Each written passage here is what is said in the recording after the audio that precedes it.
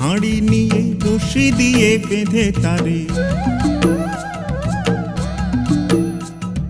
মাটির একখান হাঁড়ি নিয়ে রশি দিয়ে বেঁধে তারে, ওপরে করো তারে ঝোলন ঝোলন। খেজুর গাছে হাঁড়ি বাঁধো মন, খেজুর গাছে হাঁড়ি বাঁধো মন, খেজুর গাছে হাঁড়ি বাঁধো মন, খেজুর গাছে হাঁড়ি বাঁধো মন।